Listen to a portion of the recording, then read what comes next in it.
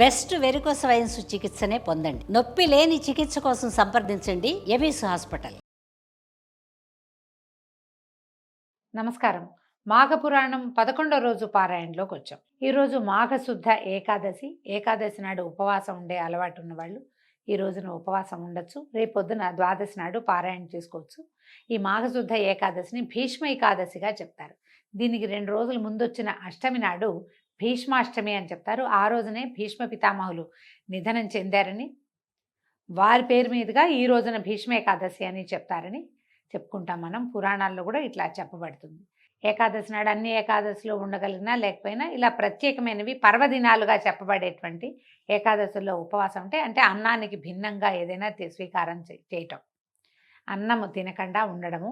దాని భిన్నంగా ఉండలేని వాళ్ళు, పలహారాలు చేసి ఉండలేని వాళ్ళు ఏదైనా కొంచెం అన్నంతో బియ్యపుతో చేసిన పదార్థం కాకుండా ఇంకొకటి ఏదైనా తీసుకుని కొంచెం తేలిగ్గా ఉపవాసం చేసి ద్వాదశి నాడు పారణ చేస్తే అద్భుతమైన ఫలితం లభిస్తుందని చెప్తారు. అవకాశం ఉన్న వాళ్ళు చేసుకోవచ్చు. వశిష్ఠ మహర్షికి దిలీప మహారాజుకి జరుగుతున్నటువంటి సంభాషణలో భాగంగా మృగశృంగుడు అతని పుత్రుడైనటువంటి మృకండుని యొక్క వృత్తాంతం చెప్పబడింది. ఇప్పుడు చెప్తున్నారు, దిలీప మహారాజా ఇంకా మృకండుని పుత్రుడైన మార్కండేయుని చరిత్రను కూడా వినుము. మార్కండేయ చరిత్ర అత్యంత పుణ్యదాయకమైనది. దీన్ని విన్నా చదివినా ఎవరైనా సరే భక్తులందరూ పరమ భాగవతోత్తములు కాగలరు. పైగా భగవంతుని కృపకి పాత్రులై సద్గతులను పొందగలరు. ఇప్పటిదాకా మనం విష్ణు పూజ చేయండి అని చెప్పాం. మృగశృంగుడు విష్ణువుని ప్రత్యక్షం చేసుకున్నాడు అని కథలో కూడా విన్నాం. ఇక్కడి నుంచి శివ పూజా విధానాన్ని తెలియజేస్తారు. మార్కండేయుడు పరమశివ భక్తుడు, మనకు తెలిసిందే కదా, అది చెప్తున్నారనమాట. శ్రద్ధగా వినమంటున్నారు. మార్కండేయుడు మృకండుని పుత్రుడు, మృగశృంగునికి మనవడు. 16 సంవత్సరములు మాత్రమే అంత చిన్న ఆయుష్ కలిగినటువంటి మృకండ కుమారుడు. ఇతడు మృకండునికి పార్వతీ పరమేశ్వరుల దయ వల్ల జన్మించిన వరప్రసాదం. అయితే సంతానహీనుడైన మృకండు సర్వేశ్వరుని పూజించి తపస్సు చేసి మెప్పించి దానివల్ల ఫలితంగా లభించిన కుమారుణ్ణి అల్లారు ముద్దుగా పెంచుకున్నాడు. రోజులు గడుస్తున్న కొందికి పిల్లవాడు పెరుగుతుంటే సంతోషం కంటే దుఃఖం పెరగటం మొదలుపెట్టిందట. కాలగమనంలో పిల్లవాడికి 5 సంవత్సరాలు నిండినాయి. తల్లిదండ్రులు బాలునికి ఉపనయనాది వైదిక కర్మలన్నీ పూర్తి చేశారు. అక్షరాభ్యాసం చేసి గురువు వద్ద విద్యాభ్యాసం చేయటానికి నిర్ణయించారు. అంటే మరి ఉపనయనానికి ముందు అక్షరాభ్యాసం లేదా అంటే లేదనుకుంటానండి. పురాణం ప్రకారం అట్లా చెప్తారు. ఉపనయనం చేసిన తర్వాతే విద్యాభ్యాసం. పైగా వీళ్ళు మనం చేసుకుంటున్నట్టుగా ఇప్పుడు గర్భాష్టమంలో 8వ 9వ ఏట 7వ ఏట 9వ ఏట 11వ ఏట అట్లా కాకుండా కొంచెం 5 ఏళ్లకే, మనం అన్ని కథల్లోనూ 5 ఏళ్ళు నిండినే ఉపనయనం చేశారు లాంటివి కనపడుతూ ఉంటాయి. ఆ కాలం అది అయ్యి ఉంటుంది, అప్పుడు పద్ధతేమో అది. సరే, క్రమంగా పిల్లవాడు మార్కండేయుడు చదవటం రాయడం ప్రారంభించాడు. తన తండ్రి వల్లనే అచిరకాలంలోనే అన్ని శాస్త్రాలు ఔపాసన పెట్టాడు. వేదాంగాలను పురాణ ఇతిహాసాలను స్మృతులను పఠించాడు. సకల సద్గుణోపేతుడయ్యాడు. వినయ విధేయతలు, పెద్దల ఎడల గౌరవభావము ఇలాంటివి ఎన్నో మంచి గుణాలతోటి సద్గుణ సముపార్జితంగా ఉన్నాడు పిల్లవాడు. చదువు వల్ల కొంత సంస్కారం వస్తుంది, విద్యాబుద్ధులతోటి వస్తుంది అనుకోండి. అమ్మా నాన్నల వల్ల, తర్వాత మనం ఇంట్లో ఆచరించే విధానాల వల్ల అందరి పిల్లలు ఇలాగే ఉంటారు. ఎవరో విపరీతులుగా ఉంటారు కానీ. అయితే ఇతను ఎంత శాస్త్ర పారంగతుడైనా కూడా మార్కండేయుని తల్లిదండ్రులైన మరుద్వతి మృకండులకు మాత్రము నిత్యము, నాయన కుమార, బాల్యమునందే నువ్వు సకల శాస్త్ర కోవిదుడు అయ్యావు. నీ తెలివితేటలు బుద్ధి కుశలత అమోఘము. 10గురిలో మంచి పేరు తెచ్చుకున్నావు, సంతోషము. కానీ మార్కండేయ, నీవు నీ గురువుల పట్లను పెద్దవాళ్ల పట్లను మరింత జాగరూకతతోటి మరింత భక్తిభావంతో మెలుగు నాయన. పెద్దలు మునిపుంగవులు పరమభాగవతోత్తములు యోగి పుంగవుల ఆశీస్సులే నీకు శుభమంగళకరాలు అవుతాయి. కాబట్టి నువ్వు అట్లా చేసి వారిని మెప్పించి శుభాశీస్సుల్ని పొందునైనా, తద్వారా నీ ఆయుర్దాయం వృద్ధి పొందగలదు అని హితోపదేశం చేసేవాళ్ళు. పెద్దవాళ్ళతో మర్యాదగా మెలుగు, వాళ్ళు ఏదో చిరంజీవ సమస్త సన్మంగళాన్ని భవంతు అలాంటి ఆశీర్వాదాలు ఇస్తారు. దానివల్ల నీ పుణ్యబలం పెరిగి ఆయుష్ వృద్ధి అవుతుందని పిల్లవాడికి బాగా ఇంకా వినయంగా ఉండు, ఇంకా బుద్ధిగా ఉండని, బుద్ధిమంతుడైన పిల్లాడికి ఇంకా చెప్తూ ఉండేవాళ్ళు. అయితే మార్కండేయుడికి 15 సంవత్సరాలు వచ్చాయి. రోజు రోజుకి తల్లిదండ్రులకి ఆందోళన పెరిగిపోతుందట. కారణం, పరమశివుడు ప్రసాదించిన వరప్రసాదమైన మార్కండేయుడికి ఇంకొక సంవత్సరమే గడువుంది. ఆఖరి జన్మదినోత్సవం ఇదే, ఇంకా చేయలేమనుకున్నారు. ఘనంగా చేయాలని భావించి 15వ పుట్టినరోజుకి ఎంతమందినో పెద్దవాళ్ళని, ఋషులని, మునులని, తపస్సులని, పరమనిష్టా గరిష్ఠుల్ని అందరినీ పిలిచారు. అయితే వీళ్ళందరూ వచ్చారు. వస్తే అందరికీ సన్మానాలు చేశారు, సత్కరించారు. అతిథి సత్కారాలు ఎంతో ఘనంగా చేశారు. పిల్లవాడి మార్కండేయుడు కూడా అందరికీ వినయ విధేయతలతోటి నమస్కారం చేశాడు. ఎంతో వినయంగా ప్రతి వాళ్ళకి పాదాలంటి దండం పెట్టాడు. అలాగే వశిష్ఠ మహర్షి కూడా మార్కండేయుడు నమస్కారం చేశాడట. ఈ కథ ఎవరు చెప్తున్నారండి మనకి? వశిష్ఠ మహర్షి చెప్తున్నారు కదా, చెప్తున్నారు. నాకు కూడా దండం పెట్టాడు. పెడితే ఈయన ఏం చేశారట, వద్దునైనా నమస్కారం చేయబోక అని వారించారు. ఈ మార్కండేయుని దీవించడానికి తిరస్కరించిన వశిష్ఠ మహర్షిని చూసి అందరూ ఆశ్చర్యపోయారు. మహానుభావ వశిష్ఠ మహర్షి తమలో లోకానికి గురుతుల్యులు, ఇట్లా ఒక పిల్లవాడు, ఒక బాలకుడు జన్మదినోత్సవం రోజున నమస్కారం చేస్తుంటే మీరు వారిస్తున్నారేమిటి, ఆశీర్వదించరా పిల్లవాడిని అని అడిగితే ఈయన ఏమన్నారు, పిల్లవాడు బాలుడు, అల్పాయుష్కుడు, ఇతని జీవితకాలం 16 సంవత్సరాలే, మరికొంది రోజుల్లో మరణించబోయి ఇతన్ని మీరందరూ దీర్ఘాయుష్మాన్ భవ అని దీవించారు. అది ఎట్లా కుదురుతుంది? సాక్షాత్తు పరమేశ్వరుడే ఇతనికి అల్పాయుర్దాయాన్ని ఇచ్చాడు, 16 ఏళ్ళు అని చెప్పాడు ఖచ్చితంగా. ఇంకా మనం ఎంత? ఈ పరమేశ్వరుడు ఇచ్చిన వరం ప్రకారం అంటే ఆయన ఆజ్ఞ ప్రకారం ఇంకొక ఏడాది జీవిస్తాడు. నేను ఒకవేళ దీవించినా కూడా దీవెన వ్యర్థమవుతుందని వద్దన్నానన్నాడు. అనేసరికల్లా అయ్యో మా మహర్షులందరూ చాలా బాధపడ్డారు. చిరంజీవి వై వర్ధిల్లు, దీర్ఘాయు వై వర్ధిల్లు, ఆయుష్మాన్ భవ, దీర్ఘాయుష్మాన్ భవ, శతాయుష్ దీర్ఘాయుష్ అని ఇన్ని ఆయుష్లు దీవిస్తే మన దీవెలనన్నీ వృధా అవుతున్నాయి కదా అని బాధపడ్డారు. అప్పుడు అందరూ అడిగారట, మహానుభావ వశిష్ఠ మహర్షి, దీనికి వేరే తరుణోపాయం లేదా? మహర్షుల వాక్కులు వృధా అయిపోవాల్సిందేనా అని అడిగేసరికల్లా మనకున్నది ఒకటే మార్గం, ఈ మార్కండేయుని తీసుకుని బ్రహ్మదేవుడి దగ్గరికి తీసుకెళ్తామని కుర్రవాణ్ణి తీసుకుని బ్రహ్మదేవుడి దగ్గరికి సత్యలోకానికి వెళ్ళారట. వీళ్ళందరినీ చూసి వశిష్ఠ మహర్షి కూడా వచ్చేసరికి బ్రహ్మదేవుడు ఎంతో సంతోషిస్తే అప్పుడు పిల్లవాడు మార్కండేయుడు బ్రహ్మదేవుడికి నమస్కారం చేసేసరికల్లా దీర్ఘాయుష్మాన్ భవ, చిరంజీవిపై జీవించినాయనా అని చెప్పి దీవించారు. చిరంజీవిగా జీవించమన్నారు. అనేసరికల్లా అప్పుడు వశిష్ఠ మహర్షి ఈ మార్కండేయుడి జన్మ వృత్తాంతాన్ని చెప్పి తరుణోపాయం చెప్పమన్నారు.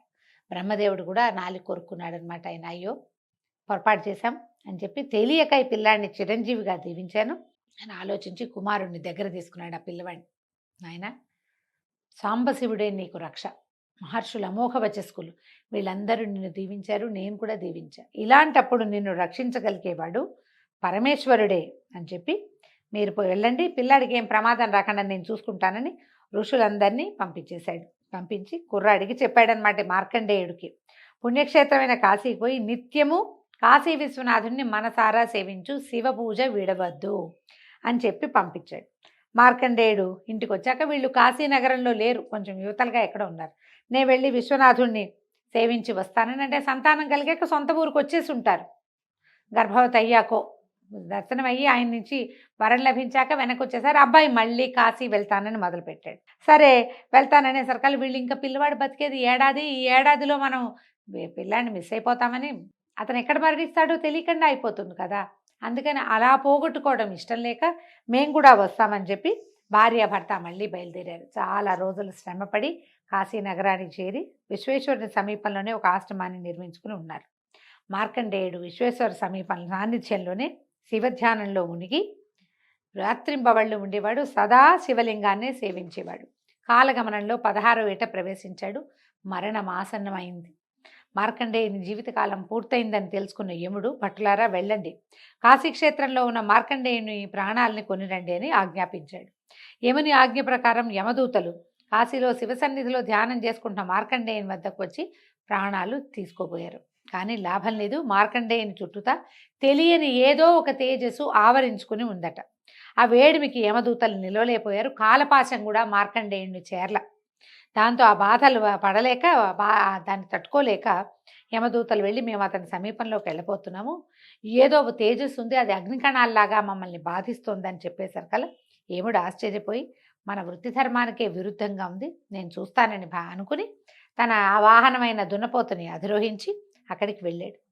వెళ్ళేసరికల్లా శివధ్యానంలో ఉన్నటువంటి ఈ మార్కండేయుడి మీదకి కాలపాశాన్ని విసిరాడు. అయితే కళ్ళు తెరిచి చూశాడట మార్కండేయుడు. చూస్తే సాక్షాత్తు యమధర్మరాజు తన ప్రాణాలను తీసుకుపోయే ప్రయత్నంలో ఉన్నాడు. భయపడిన మార్కండేయుడు శివలింగాన్ని గట్టిగా కావులించుకున్నాట. శివ, సాంబశివ, రక్షించు రక్షించు నన్ను అని పరిపరి విధాలుగా స్తోత్రం చేస్తూ భయంతో శివలింగాన్ని కావలించుకున్నాడు. తదేక దీక్షతో శివునే ధ్యానిస్తున్న మార్కండేయుని మొరని కైలాసమునందున్న పార్వతీ పరమేశ్వరులు విన్నారు.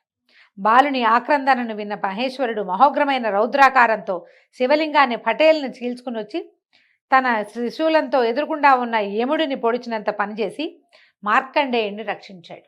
మనం రకరకాలుగా వింటామండి. ఈ పాశం వేశాడని కావలించుకున్నటువంటి మార్కండేయుడితో పాటు పరమేశ్వరుడి మీద శివలింగానికి కూడా ఆ పాశం పడిపోయిందని, అప్పుడు శివలింగంలోంచి రౌద్రాకారంతో రుద్రుడు బయటికి వచ్చాడని చెప్తారు. కొంచెం ముందు వెనకగా ఇలాగే జరిగిందనమాట. సరే, ఎప్పుడైతే ఈ శూలం యముడికి తగిలిందో యముడు పడిపోయాడు కింద, మరణించాడని కొన్ని కథల్లో చెప్తారండి. కొన్ని పాఠభేదాలు ఉంటాయి. కానీ శూలం తగిలిన వాడు జీవించి ఎలా ఉంటాడు? ఉండకపోయి ఉండొచ్చు, ఆయన శూలం తగిలి పడిపోయి ఉండొచ్చు. అయితే ఎప్పుడైతే ఈ యముడే దెబ్బతిని పడిపోయేసరికల్లా అష్టదిక్పాలకుడు బ్రహ్మాది దేవతలు పరుగున వచ్చి పరమేశ్వరుని పరుపరి విధాలుగా ప్రార్థించి శాంతించు, కోపం చల్లార్చుకో, యముడు తన విధిని నిర్వహించాడు, తమరిచ్చిందే వరము, 16 సంవత్సరాల అల్పాయుష్కుడైన కుమారుణ్ణి మృకండుడికి తమరు ఇచ్చారు, 16 ఏళ్లే ఇతని ఆయువని రాయబడి ఉంది. మృకండుని కుమారుడైనటువంటి మార్కండేయుడి ఆయుష్ 16 సంవత్సరాలని వాడు పుట్టక ముందు తమరు రచించిందే కదా అతని నుదుట రాత అని పరిపరి విధాలుగా ప్రార్థించారు. ఆయువు తీరింది, యముడు తన కర్తవ్యాన్ని నిర్వహించాడు, బాలుడు ప్రాణాలు తీయటానికి వచ్చాడు. యముడు తప్పేముంది, తన బాధ్యతని తను నిర్వర్తించాడు. అయితే సదా మీ ధ్యానంలో ఉండటం వల్ల మీరు అతన్ని చిరంజీవిగా దీవించారు. అది యమధర్మరాజుకు తెలీదు. ధర్మపాలన, యముని విధేయత దాన్ని గ్రహించి దాన్ని పరిగణించి ఆ యమధర్మరాజుని పునర్జీవితుని చేయండి. ఇతని రకంగా పడిపోతే కాలం ఎట్లా నడుస్తుంది, అతనే కదా కాలగణన దైవం అని బతిమలాడారు. యముడు లేని సృష్టిని ఊహించలేము అని, సర్వేశ్వర మా అభ్యర్థనను మన్నించండి, యముడిని వదిలిపెట్టండి అని పరిపరి విధాలుగా ప్రార్థిస్తే అప్పుడు పరమేశ్వరుడు శాంతించి యముడిని బతికించి, యమా నీవు నా భక్తుల జోలికి రావలదు, ఒకవేళ తప్పనిసరి అయినచో నా అనుమతి తీసుకో అని చెప్పి మార్కండేయుడిని పరిపరి విధాలుగా చిరంజీవిగా దీవించి ఆయన కైలాసానికి వెళ్ళిపోయాడట. మార్కండేయుడు చిరంజీవని ఇప్పుడు కూడా ఆయన మార్కండేయుడు జీవించే ఉన్నాడని, ఆంజనేయుడితో పాటుగా ఈయన కూడా జీవించే ఉన్నారని చెప్తారు. పరమేశ్వరుని కృప వలన తన కుమారుడైన మార్కండేయుడు చిరంజీవైనాడని మృకండు పరమానందాన్ని చెంది తాను మాఘమాస వ్రతమును ప్రతి ఏటా ఆచరించినందువలనే తన కుమారుడు తనకి దక్కాడని నమ్మి మాఘమాస వ్రతాన్ని ఎల్లెడలా ఆచరించినట్లుగా చేశాడు. భగవంతుడటు చిరకాలం జీవించి చివరికి భగవంతుల్లో లీనమైపోయారని చెప్తారు. దీని తర్వాత ఆ కల్పాంతం దాకా ఆయన జీవించే ఉంటారని కూడా కొన్ని కథనాలు చెప్పబడతాయి. ఈ మార్కండేయ చరిత్రను విన్నను చదివినను ఆ పరమేశ్వరుని కృపకి పాత్రులై కైలాస ప్రాప్తిని పొందగలరు. మార్కండేయుని భక్తి శ్రద్ధలు, ధ్యానము, శివారాధన, పూజలు ఇత్యాదులన్నీ సర్వులు అలవర్చుకొని మా సర్వేశ్వరుని కృపకి పాత్రులై తరించండి.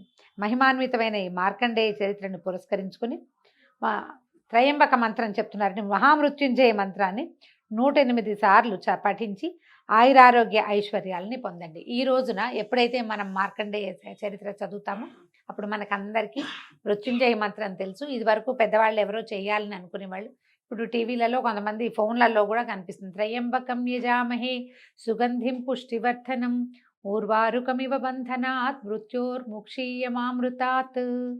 ఈ మంత్రాన్ని మనం 108 సార్లు చదువుకుంటే మంచిదట. మార్కండేయుడు పఠించిన మంత్రంగా ఇది చెప్పబడుతుంది.